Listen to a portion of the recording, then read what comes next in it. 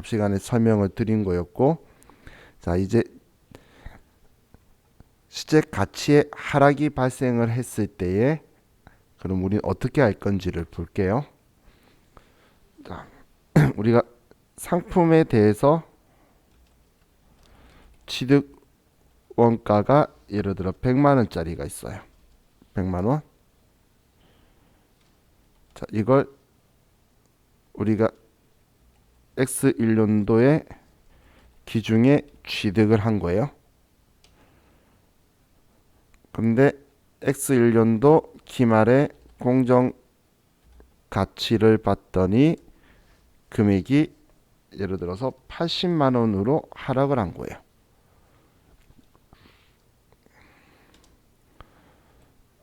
그럼 80만 원으로 금액이 하락을 하면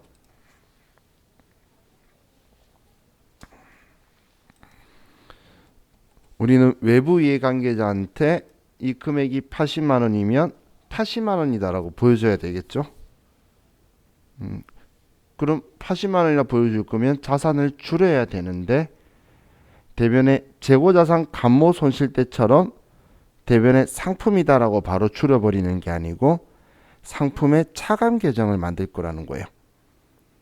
그래서 대변에다가 우리 재고자산 평가충당금이라는 이 상품의 차감 계정으로 얘를 만들어서 20만 원을 줄일 거예요. 그리고 차변에는 우리는 재고자산 평가손실이라는 계정 과목을 쓸 건데 자산의 가치가 하락한 건 우리의 과실로 볼 수가 없죠. 그렇기 때문에 얘는 매출 원가에 가산할 거예요.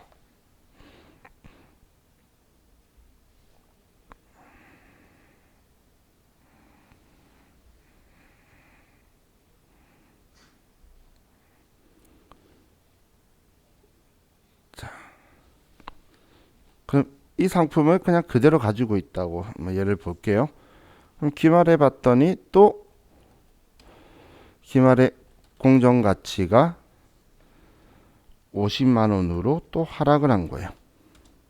공정차기라 적었어. 가치가. 그럼 나는 지금 X1년도 정기 기말에 100만 원에 샀는데 20만 원 달아서 80만 원이에요. 이렇게 써뒀는데 그런데 지금 50만 원이면 100만 원에 샀는데 50만 원 달아서 50만 원이에요. 이렇게 보여줘야 되겠죠. 그럼 지금 20만 원 있는 얘 계정 과목은 자산의 차감 계정이기 때문에 장부에서 내가 반대로 써서 지우지 않으면 안 지워지는 거예요. 그렇기 때문에 나는 20만 원 그대로 있을 거니까 30만 원만 더 내린 만큼 더 재고자산 평가충당금 상품의 차감 계정으로 30만 원을 더 써줄 거고 차변에 재고자산 평가손실 30만 원이다 이렇게 써줄 거예요. 그럼 내 장부에는 100만 원에 샀는데 50만 원 내려서 50만 원이에요. 이렇게 보여주게 되겠죠. 자, 그럼 X3년도에 봤더니 기말에 공정가치가 올랐어요. 110만 원으로.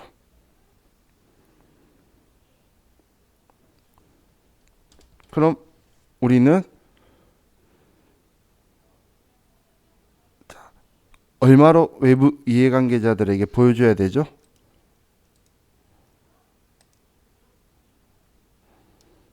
(100만) 원으로 보여줘야 되죠. 저가법이잖아. 얘 둘이 비교했을 때 얘가 낮으니까 이걸로 보여줘야 되겠죠. 그죠? 그럼 100만 원으로 보여주려면 지금 우리가 이 앞에 보여주고 있는 방식이 100만 원인데 50만 원 달아서 50만 원이에요 라고 말했는데 그냥 100만 원이에요 이것만 남겨놓으면 되겠죠. 50만 원 달았다는 것만 지워버리면 되는 거예요. 그렇기 때문에 지금까지 우리가 회계 처리해뒀던 재고자산 평가 충당금을 지워버리고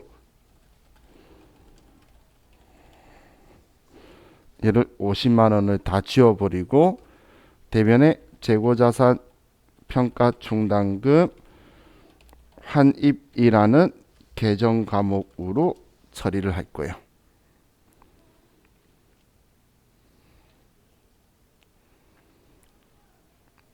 그럼 차감 계정 다는 게 편한 이유 중에 한 개가 취득원가 이상으로 올라갈 수가 없는데, 그런데 차감 계정만 지우면 되잖아요.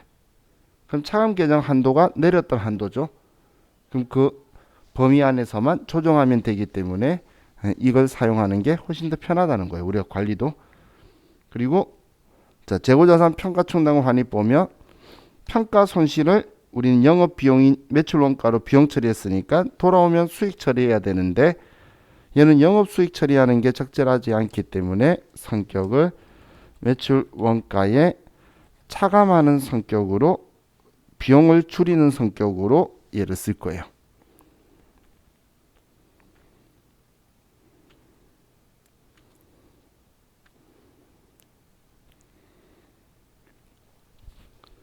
자, 그럼 여러분들은 이거에 대해서 분계는 신경 안 쓰셔도 돼요. 사실 왜 분계는 신경 안 써도 되냐면 자동 결산이 가능하도록 만들어 줄 거예요. 이 계정 과목들을 기본 설정으로 되어 있는 게 아니고 만들어 써야 되는 거예요. 그렇기 때문에 시험에서 이 문제를 내고 싶으면 계정 과목을 꼭 만들어야 돼요. 그럼 이렇게 해둬야 된다는 거예요.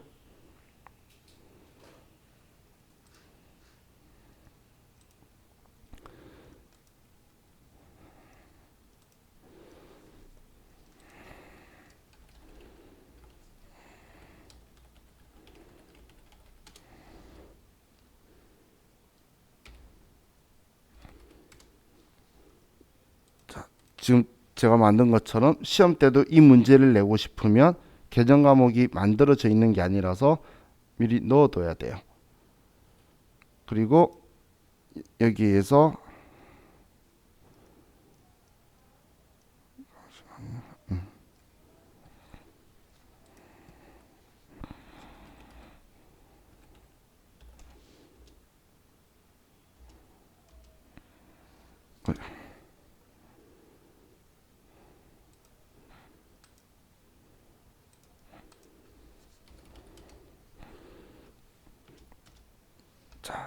이렇게 만들어 놓으면 자, 수동 계산하라고 만들든 어떻게든 전부 다 만들어 둬야 되는 건데 자, 지금처럼 저렇게 만들어 두게 되면 결산 자료 입력에 왔을 때 여기에 상품 평가 손실이라고 금액이 들어오게 돼요. 수동 계산이든 뭐든 분개하려고 그러면 방금처럼 계정 과목 및 적용 등록에 시험 문제에 넣어야 되는데 이런 걸 넣어둬야 되면 20만 원이면 그냥 20만 원이다라고 해서 전표 추가하면 금액이 자동으로 분개를 해줄 거라는 거예요. 지금 이것만 가지고 보면 지금 방금 우리가 원했던 분개 있죠.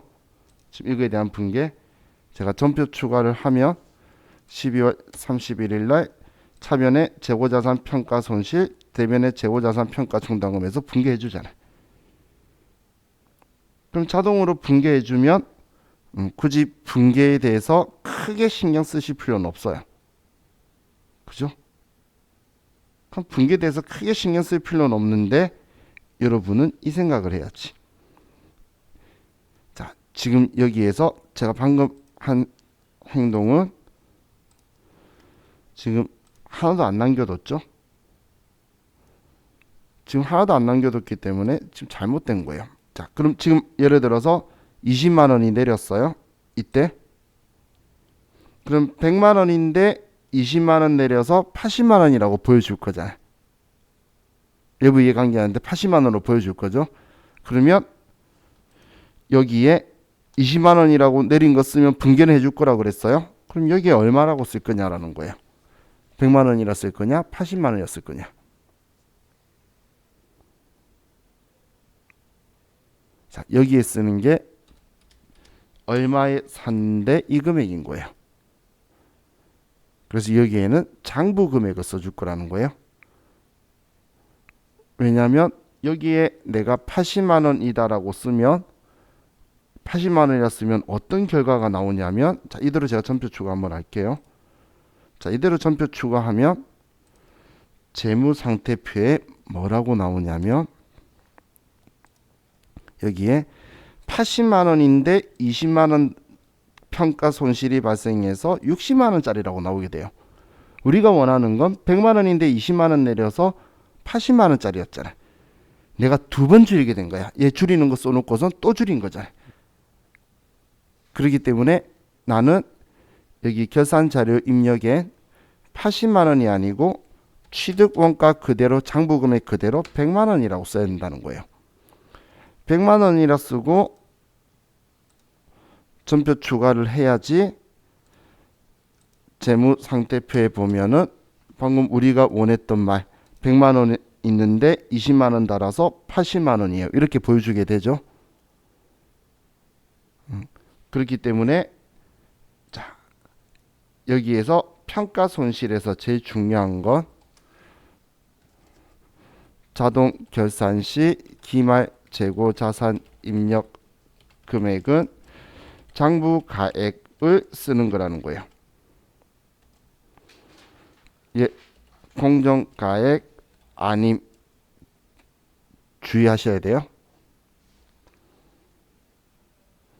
지금 난 내려주는 거에 대한 분개를 했는데 또 그 금액에서 줄이면 두 번 줄인 거야.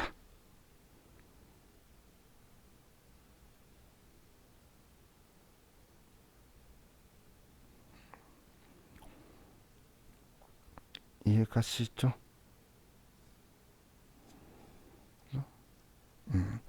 그래서 이걸 자, 여러분들이 우리 실기를 위해서 꼭 기억하세요. 제가 분개는 걱정 안 해요 라고 말한 건 이것 때문에, 뭐 만약에 상품이 100이고 실현 가능액이 80이었다. 그러면 여러분은 20만 원 내렸네라는 걸 보고 계산 자료 입력에 20만 원, 그대로 100만 원 이렇게 써줘야 된다는 이야기예요.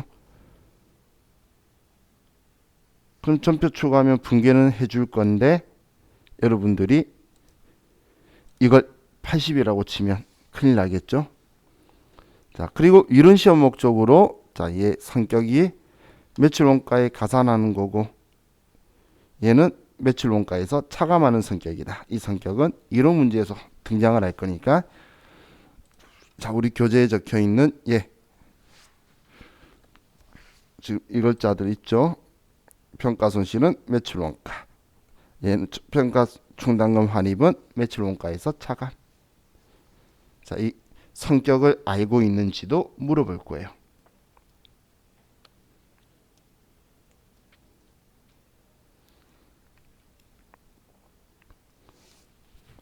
그래서 지금 감모 손실하고 평가 손실을 보면 감모 손실은 정상 감모 손실은 매출 원가, 비정상 감모 손실은 영업외 비용. 근데 재고자산 평가 손실은 매출 원가. 그러면 영업외 비용으로 처리하는 애는 비정상 감모 손실인 얘 하나밖에 없는 거죠.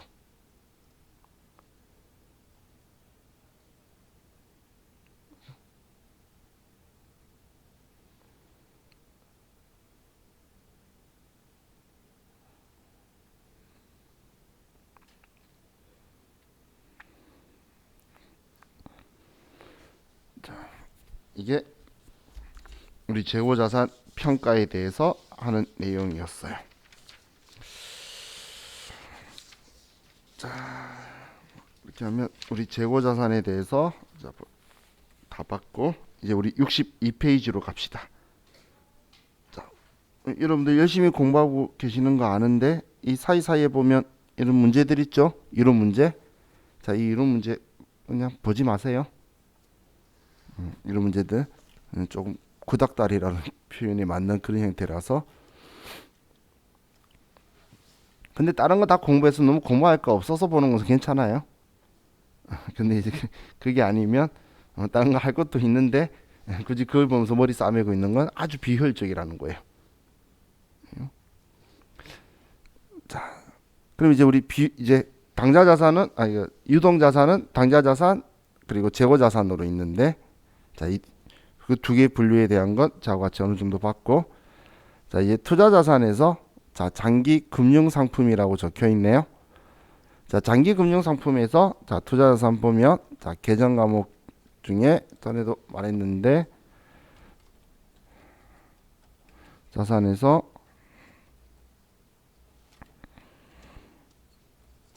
투자 자산 중에 장기 금융 상품 이야기하는데, 이 금융 상품 중에 우리 정기 예금이나 정기 적금이 있겠죠. 그죠? 이 정기 예금이나 정기 적금은 근데 우리 컴퓨터에서 얘네들은 컴퓨터에 있는 계정 과목이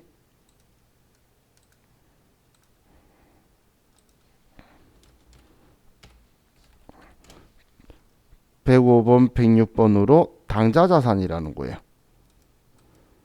그래서 정기 예금에 가입했던 정기 적금에 가입했던 만기간 내년이면 이걸 써도 되는데, 만기간 내년이 아닌데 정기 예금에 가입하면 장기성 예금이라는 이 계정 과목을 써야 돼요. 장기성 예금. 정기예금, 정기적금에 가입했다 했는데 만기가 보고기간 종료일로부터 1년 이후에 일어난다면, 내년 이후에 일어난다면 그때는 정기예금, 정기적금이 아니고 얘는 장기성 예금 혹은 장기성 예적금이라고 적혀있는 이 계정 과목을 쓸 거라는 거예요. 얘가 투자자산이니까.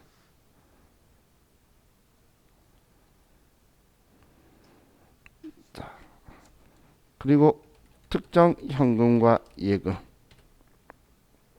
얘는 계정 과목이 죄송해요. 당좌 거래 개설 보증금, 얘는 계정 과목이 뭐죠? 특정 현금과 예금 이거였죠. 알고 있었죠, 여러분들 다?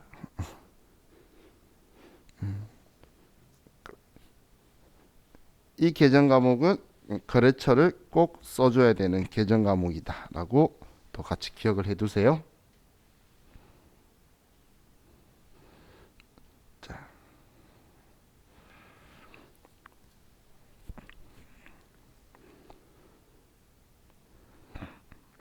다음 이 투자자산은 사실 메인이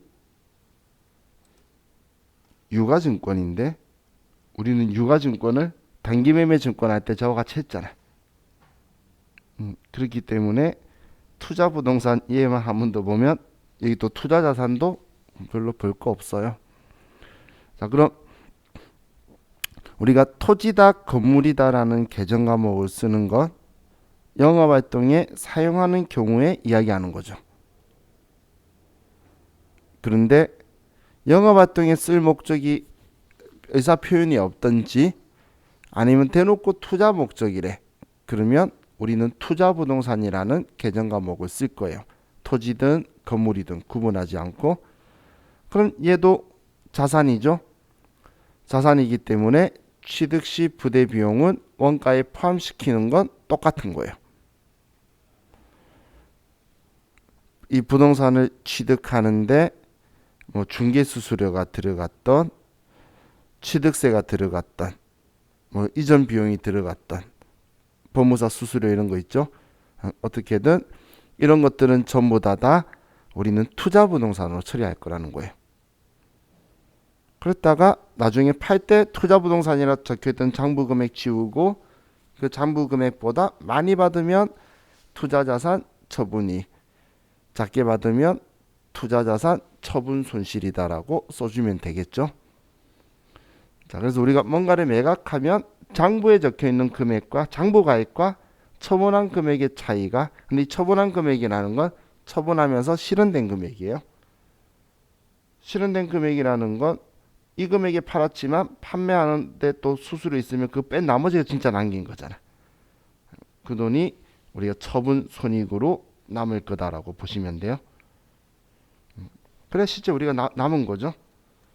그럼 처분 손익을 왜 그렇게 정확하게 실제로 남긴 것만 두냐면 손익계산서로 들어갈 거잖아. 그럼 손익계산서 들어가면 돈 벌었다고 되어서 주주들이 배당해 달라고 할 거예요. 그래서 실제 번 것만 딱 들어와야지. 그죠? 자, 그럼 우리 투자자산 중에 우리 유가증권은 봤기 때문에 뛰어넘으면 이제 얘는 끝이에요. 자, 그래서 이제 재밌는 유형자산으로 갑시다.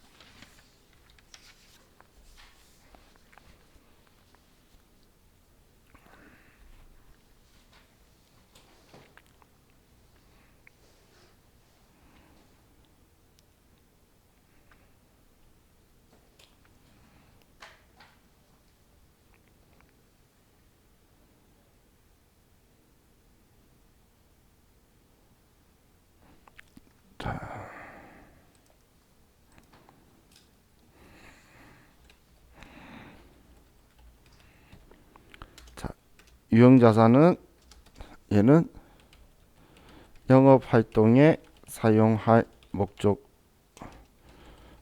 보유하는 내구성 있는 유형의 자산을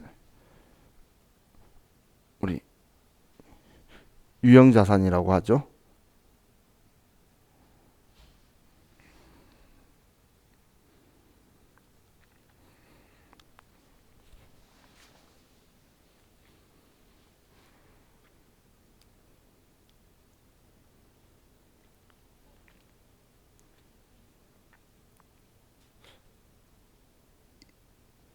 이 표현을 유식하게 표현하면 이런 표현인 거예요. 우리 교재에 있는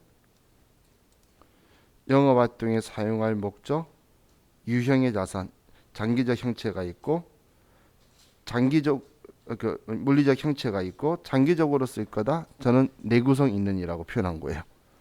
내구성 있는 게 1년 이상이 거쳐서 쓰는 형체가 있는 자산. 자, 그럼 먼저 유형자산 취득 가지고 보면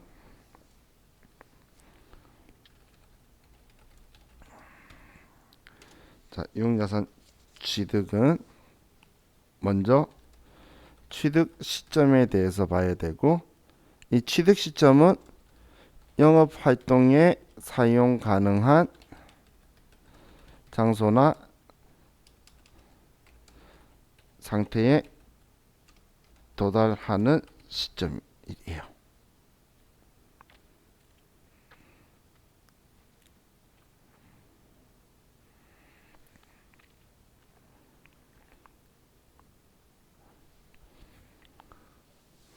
그럼 영업활동에 사용 가능한 장소나 상태에 도달하는 시점이라는 건 재고자산에서 생산이나 판매 가능한 장소나 상태하고는 차이점이 좀 있다라는 거예요. 왜냐면 우리가 영업활동에 쓸 수 있어야 되니까. 그럼 취득 원가 구성하는 걸 보면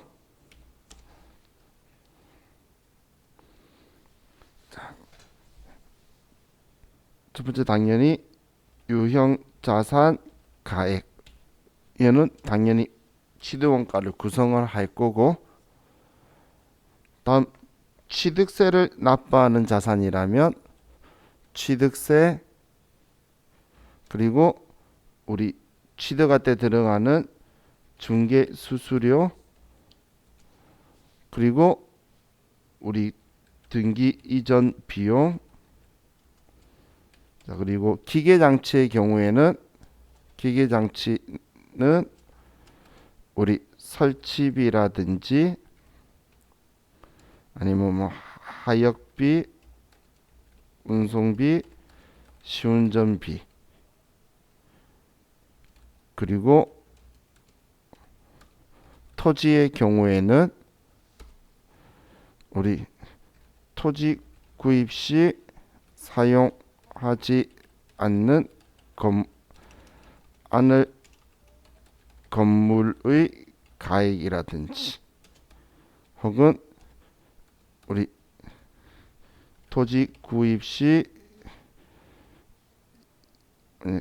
기존 건물을 철거하는 철거 비용이라든지 혹은 이 땅을 쓸 수 있게 토지 정지 비용 그리고 집안 평탄화 작업 이런 것들이 우리 토지라는 계정 과목을 사용할 취득원가에 포함할 거고 자 그리고 또 우리 취득세를 납부하는 자산들은 불가피하게 매입하는 유가증권의 손실액 이 손실액이라는 건 액면가의 빼기 공정가의 사채에 그럼 얘만큼은 손실액이 나올 거예요. 얘는 취득원가에 포함시킬 거예요. 취득세를 납부하는 자산을 사지 않으면 이거 살 이유가 없거든. 액면가로 사고 팔면 바로 되팔아도 공정가액이고 건물 살 때도 일어날 수 있고 땅 살 때도 일어날 수 있고 자동차 살 때도 일어날 수 있고 배를 살 때도 일어날 수 있는 거예요.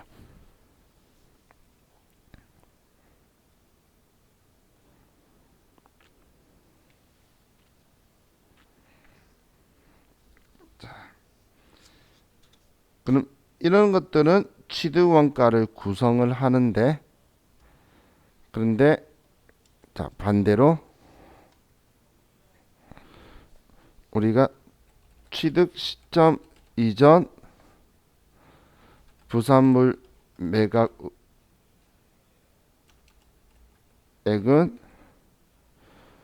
취득원가에 차감할 거예요. 자, 이게 무슨 이야기냐면 자, 기계장치 같은 경우에 시운전하기 위해서 휘발유든 뭐든 집어넣는 거 전부 다 기계장치라고 처리할 건데 그럼 내가 원하는 물건이 나올 때까지는 전부 다 취득원가에 포함할 거잖아요. 그럼 내가 원하는 물건이 아직 안 나오고 아직 부족한 물건이 나오는 거예요. 그래서 이건 우리는 못 팔겠어. 그래서 얘는 하자품이라고 딴 데 그냥 팔아버리면 넘길 수 있으면 최대한 싸게 팔아버려야 되겠죠. 그런 걸 팔아서 돈을 받는다면 이건 취득원가에서 뺄 거란 이야기예요. 그 받은 돈만큼. 또 토지 취득하고 있는데 기존 건물 철거하는데 철거비는 들어가겠지만 철거했는데 철근이라든지 이런 골재들 있죠. 그런 걸 팔아가지고 돈을 받으면 취득원가에서 뺄 거란 거예요. 그래서 취득 시점 이전에 부산물 같은 게 발생해서 매각하고 우리가 돈을 수령하게 되면 또 거꾸로 취득원가에서 차감하게 될 거라는 거예요. 그래서 무조건 다 하는 것만 있는 게 아니라 취득 시점 이전에 얘네들로 활동으로 인해서 발생하면 얘네들은 또 반대로 우리 취득원가에서 줄여주는 상황이 발생할 거라는 거예요. 자, 이게 우리 취득 유형자산 증액에 대해서 처리할 부분이었어요. 자, 다음은 이제 유형자산의 감가상각.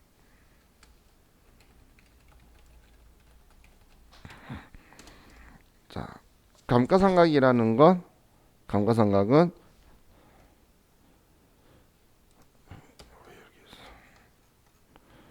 얘는 영업활동에 사용하는 기간 동안 합리적으로 비용화하는 과정을 감가상각이라고 하는 거예요. 우리가 사왔는데 이걸 써가는 기간 동안 결국은 달아서 못 쓰게 되는 것들을 우리는 비용화시키는 과정을 감가상각이라고 하는 거예요. 근데 우리는 장부에다 기록해야 되니까 계정 과목으로 금액으로 써줘야 되겠죠. 계정 과목으로 식별해서 금액으로 측정을 해야 되는데 중요한 건 얼마 타는지 어떻게 알아? 계정 과목은 정했어. 우리 간접법으로 그죠? 감가상각 누계. 근데 어떻게 할지를 모르기 때문에 우리는 자, 얘를 추정에 의한 방법으로 선택을 하게 될 거예요. 합리적인 방법을 선택을 할 거예요. 그럼 이 감가상각을 하기 위해서 첫 번째 필요한 요소가 뭐냐면 얼마에 사왔는지, 자산을 비용할 거면 내 자산이 얼마였는지 알아야 될 거잖아. 그래서 취득원가를 알아야 되고, 그리고 사용하는 기간 동안 비용할 거라 그랬으니까 그럼 얼마 쓸지를 알아야 되겠죠. 그래서 내용 연수를 알아야 되고, 그리고 마지막으로 내가 사용한 후에, 사용할 수 있는 기간 동안 다 쓴 후에 이걸 팔아 가지고 돈을 받을 수 있다면 이건 자산으로 다시 바꿀 수가 있다는 이야기죠. 그렇다면 그 금액은 자산으로 바꿀 수 있으니까 비용화되면 안 될 거라는 거예요. 그 다 쓰고 팔았을 때 받을 수 있는 돈이 잔존 가액이죠. 그죠? 그 업종들 중에서 보면 신품일 때만 써야 되는 업종도 있다는 거예요. 성능이 높은 성능일 때만 써야 되는 업종이 있다면 그 업종들은 어느 자기들이 영업활동에 기여할 수 있는 기간이 짧을 거고 그 뒤에 걔를 팔면 얼마 받을 수 있을 거다라고 생각하겠죠. 그러면 그 기간이 그 기간 동안 얼마 감가상각할 거다는 걸 알아야 될 거니까, 그래서 자, 이런 표현을 이 세 가지가 꼭 있어야지 얼마를 비용화시킬까를 이야기할 수 있겠죠. 그럼 이 용어들 중에서 이제 이런 용어 표현이 있죠. 감가상각 대상금액. 감가상각 대상금액이라는 건 그럼 이 기간 동안 얼마 감가상각할 거냐. 얘는 취득원가에서 나중에 판매하고 받을 수 있는 잔존 가액이 감가상각 대상금액이죠. 금이래, 금액.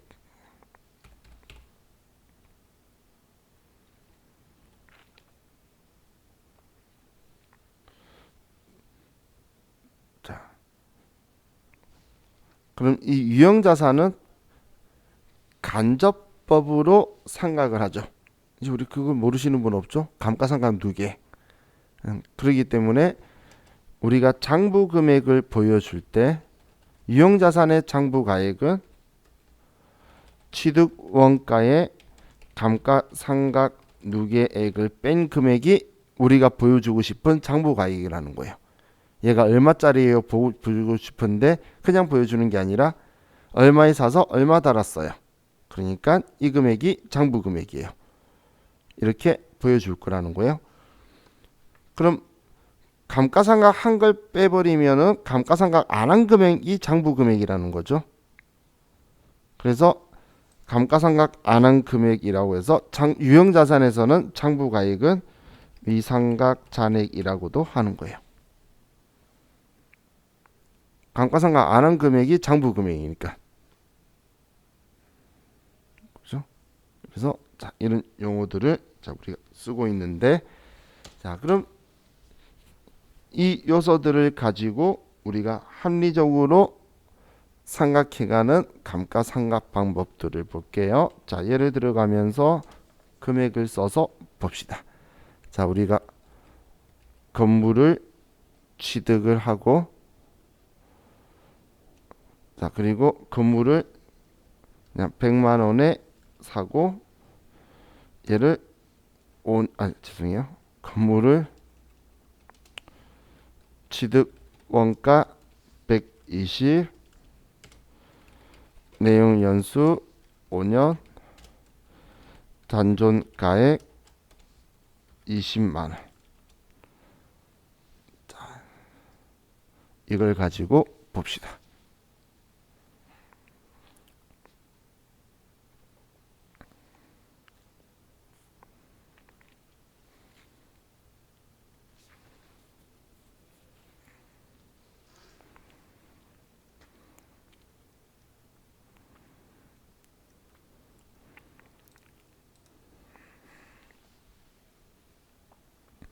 자, 그럼 첫 번째 정해법. 자, 이 정해법 방법은 자, 지금 우리 67페이지 보고 있는 거 아시죠? 자, 이 정해법이라는 방법은 감가상각 대상 금액을 내용 연수로 n분의 1에서 같은 금액을 5년간 상각하는 방식이 감가상각 대상 정해법이에요.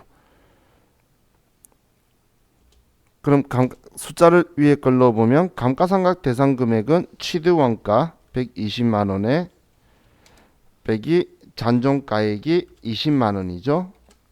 그럼 100만 원을 내익연수 5로 나누면 한 달에 20만 원씩이다 라고 나오게 되고,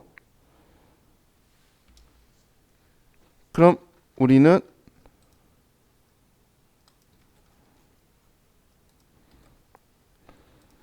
차변에 감가상각비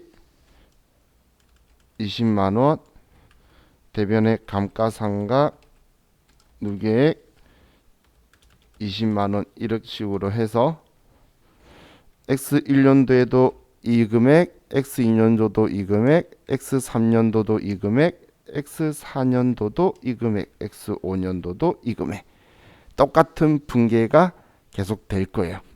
1월 1일 날 샀다는 가정하에서 1월 1일 샀다는 가정하에서 똑같을 거예요.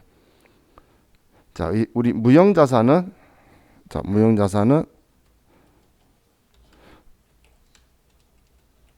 월할 상각을 해요. 그렇기 때문에 취득한 해하고 이제 이걸 다 쓰는 해는 1년이 안 찰 수가 있겠죠. 그죠? 그리고 1월 미만은 1월로 카운팅이에요. 6월 30일 날 사도 6월 1일로 계산하는 거 6월 달로 집어넣는다는 이야기예요. 6월 달로. 이렇게 계산하기 때문에 제가 방금 1월 1일 날 샀다면 이런 표현한 거예요. 그래서 감가상각 문제 할 때 아니면 우리 이연가 예상할 때 전부 다 7월 달에 일어나면 다 되게 좋아해요. 올해 1월 1일 날 일어나는 거 아니면 7월 1일이면 딱 절반이니까 월할 상각할 때 우리는 제일 편하죠. 그죠? 만약에 7월 31일 날 샀었다면 X1년도, 그럼 X1년도에는 10만 원이었을 거라는 거예요. 왜냐면 7월 31일도 한 달로 볼 거라 그랬잖아. 그럼 7, 8, 9, 10, 11, 12 6달이죠. 맞죠? 수현 씨 눈빛 보고 내가 숫자 잘못했나 하고 오른손으로 7, 8, 9, 10, 11, 12 이렇게 6개 맞았어. 순간 내가 잘못했나 생각했어요. 자, 그럼 그렇게 되면 X 1년도는 10만 원인 거고 2년도 20, 3년도 20, 4년도 20, 5년도 20. 왜냐면 X 6년도 6월 30일까지 쓸 거거든. 그래서 X 2년도에 10만 원 인식될 거예요. 그래서 1월 1일 날 산 걸로 많이 하는 이유가 그게 계산이 편하기 때문에 그렇게 하는 거고, 근데 그게 아니면 이제 첫 달하고 마지막 달은 월할 계산이 되어서 나눠질 거다. 이렇게 보시면 돼요. 자, 정해법은 이렇게 계산하는 거고, 자, 우리 다음 페이지에 넘기시면 얘는 정리법 적혀 있지만 얘부터 봅시다. 이번에 연수합계법. 자, 연수합계법이라는 건 감가상각 대상 금액을 이 금액을 내용 있으면 안 되죠. 이거를 내용 연수의 역순으로 안분한 거예요. 내용 연수의 역순으로 안분한 거예요. 그럼 지금 얘가 5년 쓴다는 거니까, 자, 우리 표를 가지고 보면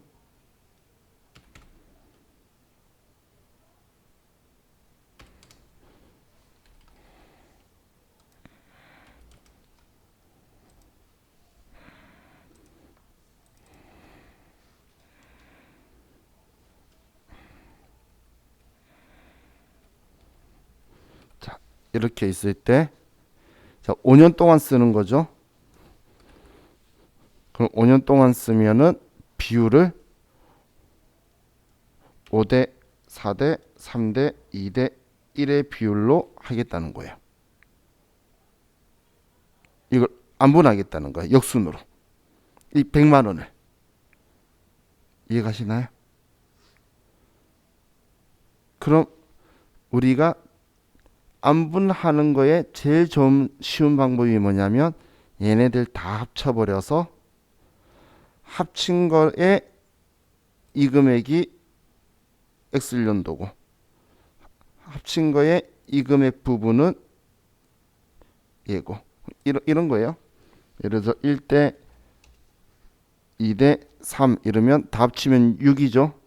그러면 첫 번째 거는 1분의 6개 중에 한 개는 너 거고 또 하나는 6개 중에 2는 너고 또 하나는 6개 중에 3은 너다라고 하면 될 거잖아. 이게 안분하는 방식이죠. 그래서 얘를 이렇게 계산하게 되는 거예요. 그럼 얘는 5, 4, 3, 2, 1 다 합치면 15죠. 그래서 15 중에 전체 15 중에 너는 5다. 15분의 5. 너는 전체 15 중에 4다. 너는 15 중에 3이다. 너는 15 중에 2다. 너는 15 중에 1이다. 결국은 얘 다 합치면 얼마? 15. 얘네들 다 합치면 15분의 15니까 1이라는 거예요. 그래서 100만 원을 이걸로 계산하는 건데 그래서 이걸 공식으로 다시 쓰면은 이렇게 쓰죠. 감가상각대상 금액 여기에 우리 분자에는 내용 연수의 역순이고 분모는 우리 내용 연수의 합계. 그래서 연수 합계법이다라고 해요. 자, 이 방법을 쓴 이유는 뭐냐면 정해법을 쓰면 모든 기간 동안 똑같은 감가상각비가 사라지게 되는데 근데 기계장치나 뭐나 이런 거 샀을 때 1차 연도에는 성능이 좋고 마지막에 가면 갈수록 성능이 안 좋은데 그럼 성능이 좋을 때 수익이 많이 일어날 거고 그런 상황인데 비용을 똑같이 하는 건 수익비용 대응 원칙에 적절하지 않다는 거예요. 그렇기 때문에 초반부에 성능이 좋을 때 좀 많이 넣고 역순으로 내려가도록 하겠다는 거예요. 그럼 계산을 하면 X1년도에는 이때는 100만 원에 곱하기 15분의 5 그러면 33만 3,333원이 되겠죠. 그럼 X2년도는 또 100만 원에 감가상각 대상 금액이 100만 원이잖아요. 그게 15분의 4 아이고. 그러면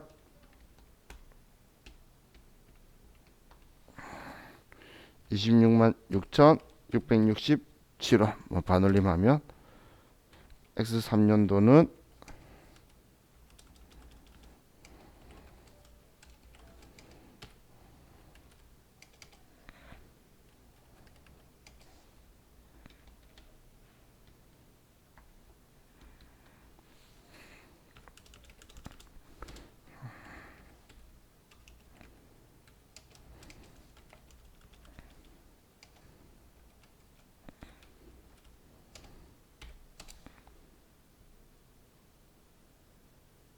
그렇죠.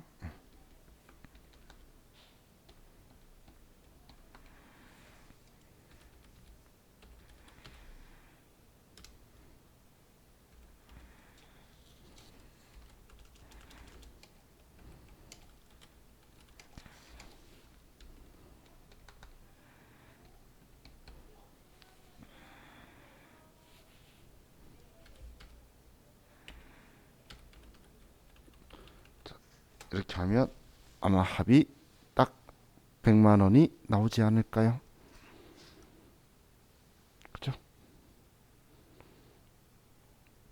얘네도 합이 15분의 15니까 딱 100만 원인 거예요.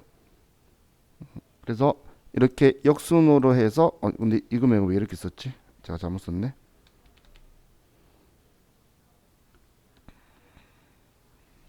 그죠?